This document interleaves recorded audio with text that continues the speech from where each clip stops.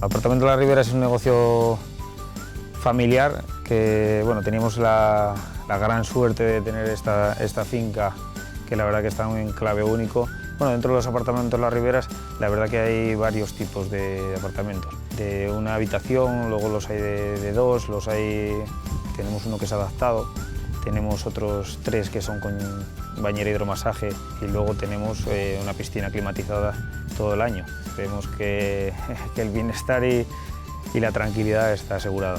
Los comienzos empezaron en agosto del 2018. Bueno, pues los balances de cuentas, cuánto nos iba a costar. Recurrimos a Asturgar porque, claro, era un proyecto que era un capital, claro, que era muy importante. La verdad que empezaron a estudiar el proyecto, les gustó y, bueno, la verdad que nos ayudó mucho en conseguir el aval necesario para llevarlo a cabo.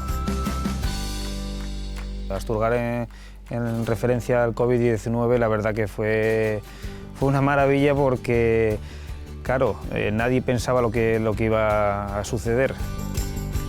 Bueno, con esta ayuda, pues seguir con el proyecto adelante, que la verdad que creemos que es un proyecto que gustó. Lo enfocamos a tiempos de temporada baja, tiempos de invierno y tiempos de mal tiempo.